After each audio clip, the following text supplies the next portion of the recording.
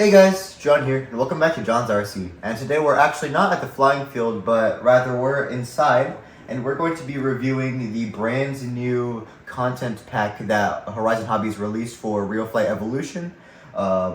Every year they release a content pass and 4 quarterly content packs, which include new models from Horizon Hobbies website. So they added 6 new models this time, and yeah, so we're going to be reviewing them because I actually have some of them. So let's see how it does. Let's go to the screen now.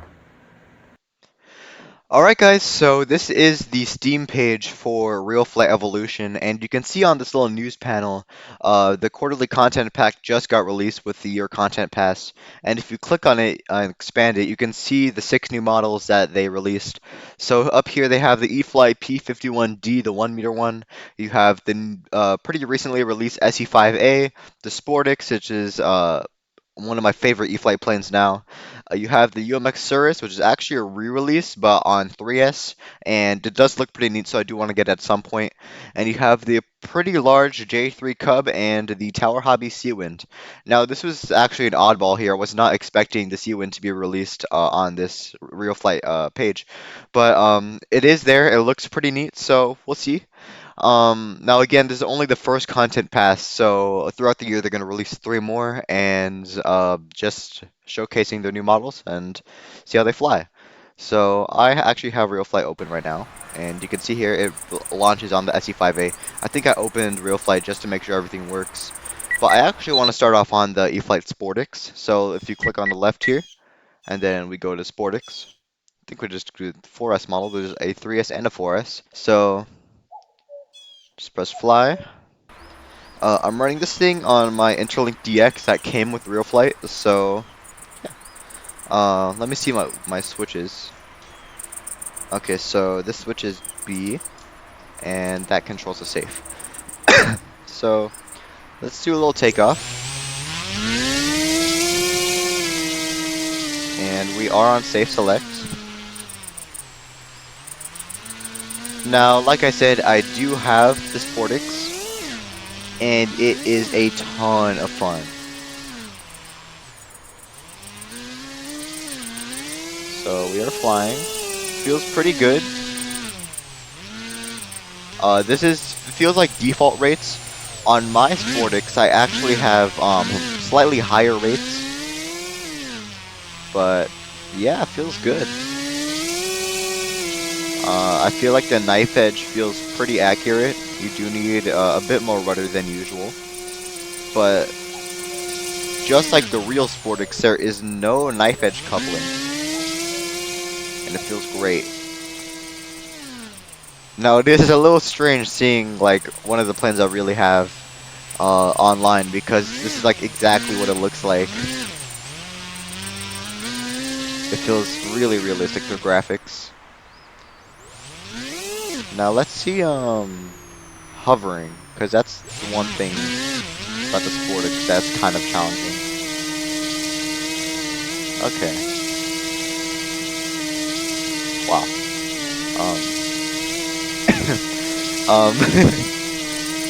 So my Sportix doesn't do that. I'm not sure where they have the CG on this model, but that's a pretty good hover. I mean, on my Sportix, it definitely doesn't do that. Wow, it just hovers. That's very interesting. I do know when I get into the hover, it kind of feels like this with like the torque, but it's not nearly as easy to get it into the hover as it is here. But other than that, it feels pretty dang realistic. I'm trying to get used to this controller. The gimbals are a little stiffer than what I usually prefer, but this feels great.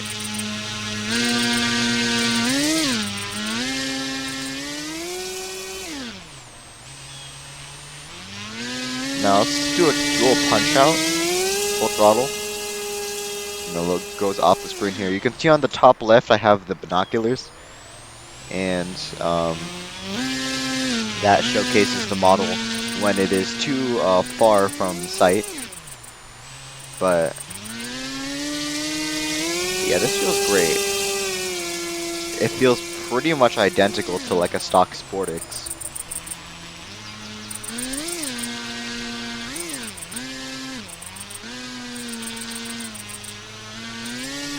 You can like do some quick edits on the model to make it more to your liking, such as like roll rate, expo rates.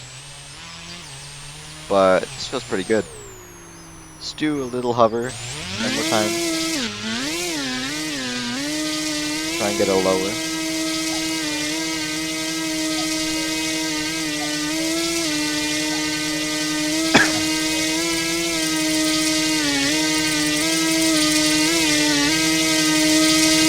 There we go. Yeah. Feels pretty good. So yeah, I'm pretty content.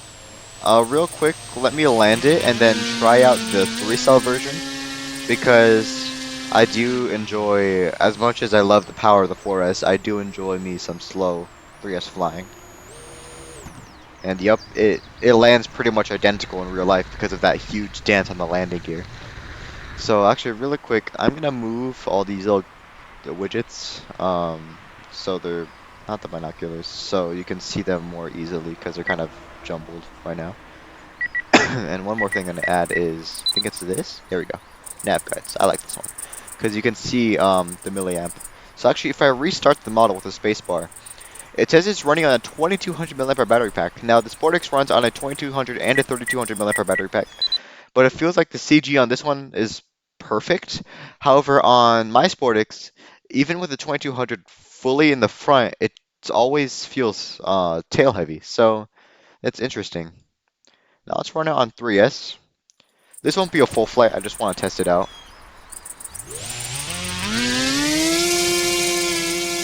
Okay. There is a noticeable difference. Let's go full throttle and go up. And let's see where the vertical kind of levels out at. Kind of stops there, looks like. I don't know if it keeps going. Interesting. One of my favorite things about the Sportix is the wing. If I have to travel to the field in like a smaller car, the wings are so easily detachable, and yeah. Okay, so yeah, hovering on 3S is a lot harder because this is full throttle. I can't really punch out of it. But again, it's so easy to get into it, and it just wants to stay in there. But on the real Sportix, it feels like it's a bit more of a challenge getting it in to the hover. So let's go ahead and land. Try and get a nice buttery landing. Yeah. That's another thing. It's so great for intermediate pilots because it's just so easy to land. Beginners too, if they like master their beginner aircraft. But yeah. Now the next model I want to try is the P-51. So you can see here there's 4 different variants: the 3S without gear, 3S with gear, 4S without gear, 4S with gear. So I'm gonna try. I mainly fly on 3S. Let's try landing gear first because I do like my landing gear on this model because landing is fun. But it really comes alive on 4-cell. So this is takeoff. It does feel a little nose heavy. Like if I let go of the sticks. Never mind, don't know what. Oh yeah, it seems like it's pitching down slightly. That's fine. So the P-51 in real life is very tame. I feel like it's one of the best beginner warbirds you can get because it's so tame, it doesn't bite at all. And my AS3X Plus actually needed a little bit of tuning. I needed to change the gains a bit because for some reason stock, the wings would just rock. Like very slightly, but it was noticeable. Now, this is just pretty realistic, though. I mean, the roll rate, Because I do know on the P-51 I have to kind of stretch out my sticks a little more to get it to do a full roll. But that's what makes it so fun, because you can do some pretty cool slow rolls like this, and it's awesome. Now, I always advocate, not really advocate, but I always tend to fly my airplanes without landing gear, because you always get that extra bit of performance. However, on this one, this is one of the few models that, even without retracts, I tend to keep the landing gear on, or I do a mix of both. If I have like an even amount of batteries, I do half of the landing gear on, half of the landing gear off. But this one, it's so much fun. It flies great with and without.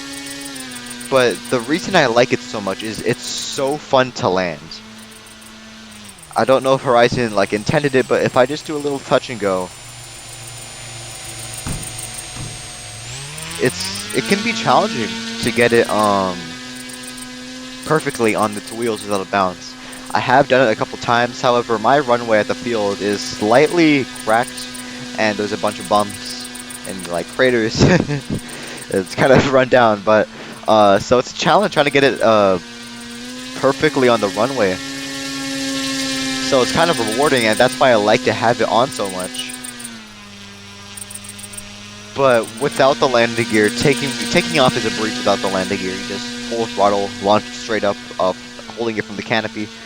But like inverted performance, even with the landing gear on, feels fine. I mean, I can turn, and same thing goes for this model on RealFlight. So it does feel pretty realistic.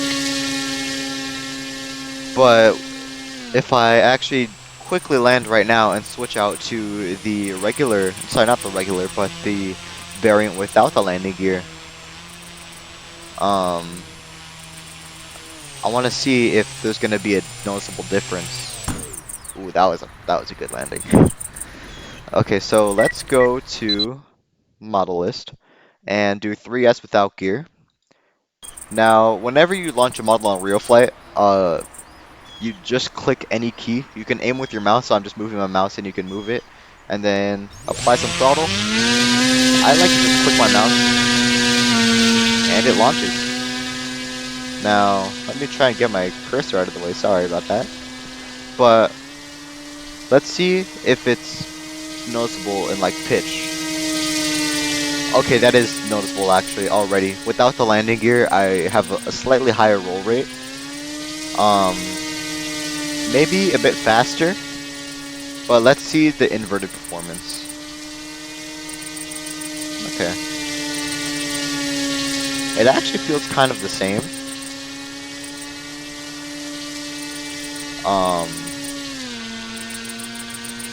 The inverted performance without the gear. In real life, there is kind of a noticeable difference between landing gear and no landing gear. But this one feels kind of the same. If like maybe like a slight change, like slight more sensitive pitch, but it looks realistic. I mean, it's got every little detail. To be honest, when I first saw this plane come out, I was like, I mean, it looks cool, but I didn't really dig the paint scheme. But now, I love the paint scheme on this one. It looks great.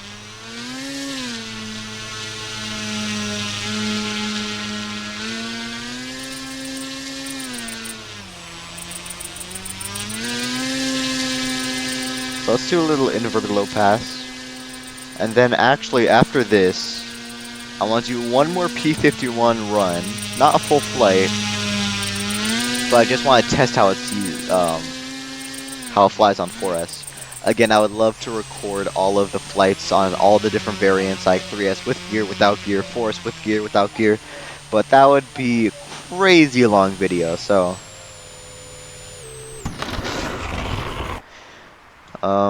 So yeah, let's go to 4S without gear quickly.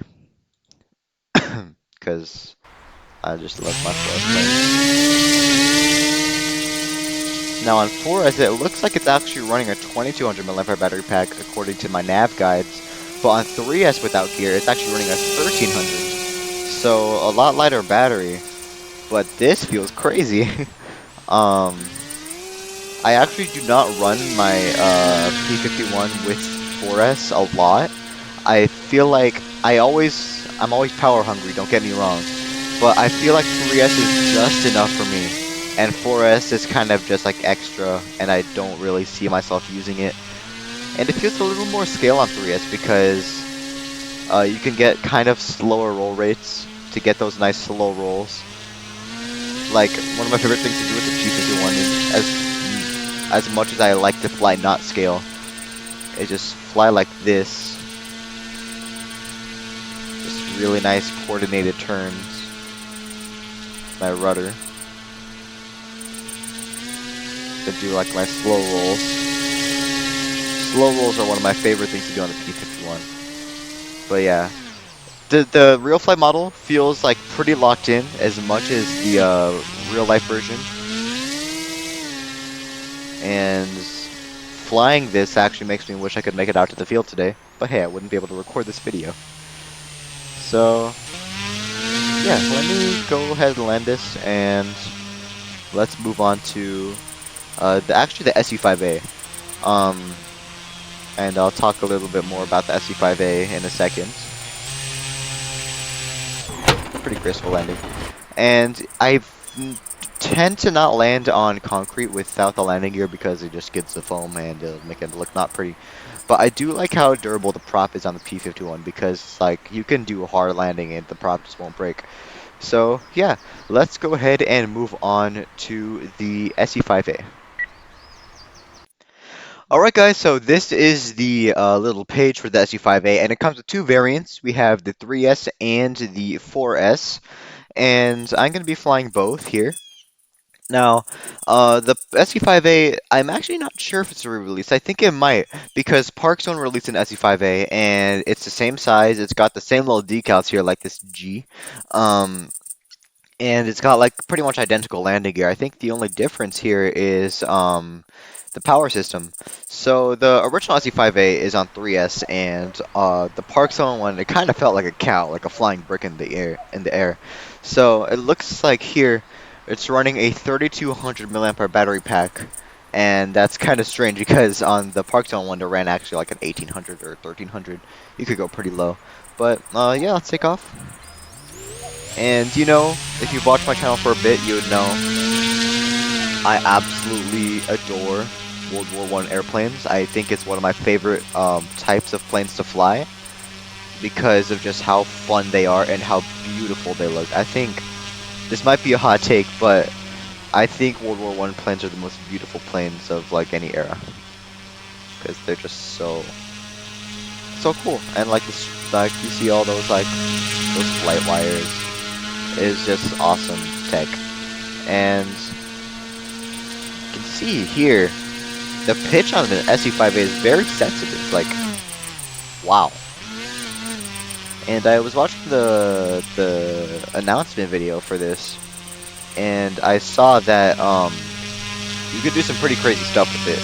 So wow, that's okay, that's a very high roll rate. But I want to see if I can hover this S.E.5A, because I think I'm pretty sure I saw it in the Horizon Hobby video for it. So this is just on 3S, but okay, not on 3S, but it has the pitch to do it. Like, look at this. That's ridiculous amount of pitch for a little World War I biplane. The pitch on this is insane. The roll rate is actually pretty crazy. Wow.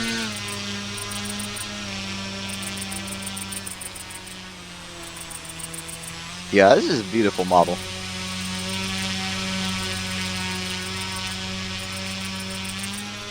So this is one of the planes I do want to get soon. It's at a pretty fair price. I do not remember exactly off the top of my head, but I saw it on the Horizon page. And for what you get, it looks pretty good. And of course, World War I planes are my favorite, and it comes with like a wooden prop too. It's a beautiful model, I have to admit. So let's go ahead and land. I only use up 200 milliamps. So on 3S you could probably get some ridiculous flight time, because that was like what, like a 3-minute flight, and I still have some pretty good flight time left. Got a lot of milliamps. Let me switch to the 4S version and see if it wakes the plane up, because I want to see what I can do with the pitch. Wow. Okay, on 4S this feels like a V900. It's getting like a top speed of 60 miles an hour,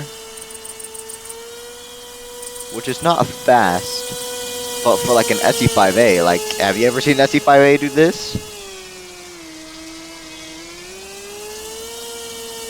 I didn't see Great Britain doing this in World War I.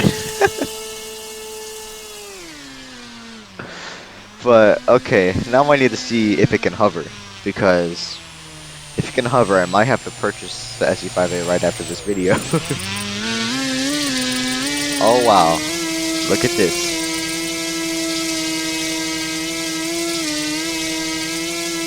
Now, this might not exactly be scale, I'm not sure, but I don't think the pilots were trained to do this, if I'm being honest. It's kind of a rather unique thing to see. I mean, it's very easy to hover. I mean, I'm just moving my sticks very gently and just going. I bet you never seen an S.E.5A do this before in real life. Now, let's go inverted, test the inverted performance out, and then we'll do a little closer for this video. I think this plane is actually tail heavy, because if I go inverted, it like, look at that.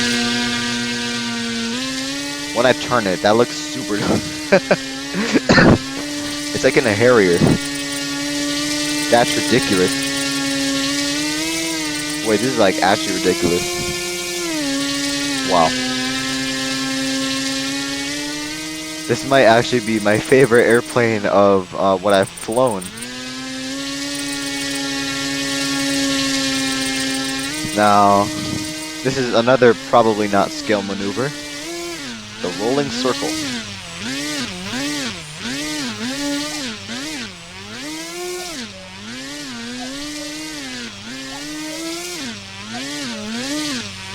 See, this is like kind of like a scare tactic. Like if I was Manfred von Richthofen in a DR1 and I see this, I would run away. White flag.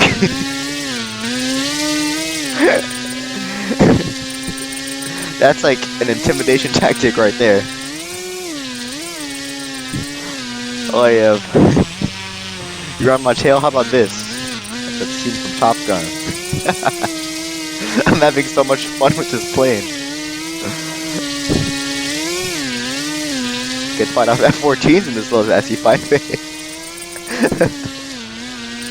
It's so much fun. Wow. This flight is definitely not very serious as it was for the P-51 and the Sportage. I wasn't expecting it to fly this way. This brings a smile to my face.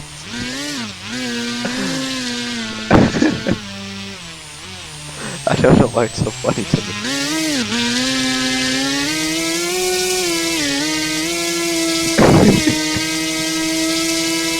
I need this plane. I need to get my hands on it now.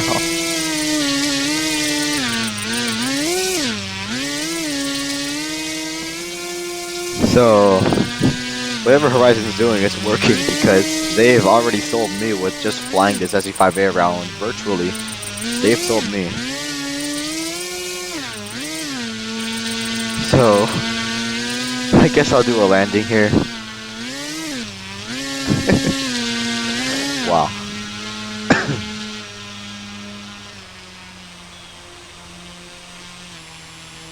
Have to do a nice landing to wrap up this awesome flight.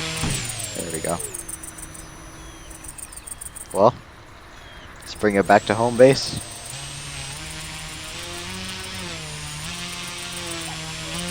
Nice little close up. There we go. Well, that was the SE5A flight, and I did 3S and 4S. 3S was nice putting around, but 4S, that that really brought me joy. It feels so ridiculous flying a World War One biplane and then like a rolling circle, hovering Harriers. It does everything. That's got to be like one of the widest flight envelopes I've ever seen. But and it looks beautiful. Like I said, World War One biplanes are by far my favorite type of aircraft, and this is just perfect for me. I mean, I would consider myself like a slight 3D pilot, and having a scale model like this do 3D, I'm sold. So, yeah, I'm going to conclude this RealFlight Evolution content pack with this flight. So, yeah, it does feel really, really nice. Again, I think RealFlight does have one of the greatest graphics in like RC simulators. It definitely knocks like anything else out of the park. And also the physics just feel amazing. The Sportix and the P-51 felt pretty accurate to the real thing. There's just slight nuances that are different in real life. Like on the P-51 without landing gear, you have slight more sensitive pitch, but you can't really see that in real flight. But it still flies kind of the exact same way. The amount of like flight time you get, it feels really locked in. Uh, the batteries they use for these models virtually is a bit larger than what I would typically use, but they still feel great. Um, and again, there's just very slight things that don't feel kind of accurate, like getting a Sportix into a hover feels it's like it's more difficult in real life. But again, everything else feels great. Like there's no coupling when I do my knife edge, which is identical to the real life Sportix, and the graphics feel one to one. I mean, like every single detail is there, and like the you can see on the SE5A, you have like the kind of like the little ribs on the foam, and it just looks beautiful. The wooden prop, the landing gear looks identical. So yeah, that's pretty much it for this video. So the value you get, I think the yearly pass for RealFlight is $70 US, and with the yearly pass you get access to all four content packs without having to pay for them, and I think you save a little bit of money there. And with the amount of quality you get with the amount of quality that I've seen with this first content pack, I do want that yearly pass because I just can't wait for what Horizon's gonna release in the future because it feels ridiculous how well this SE5A flew. So yeah, thanks for tuning to John's RC, and if you're new to this channel, feel free to like, comment, and subscribe. Bye guys, I'll see you in the next one.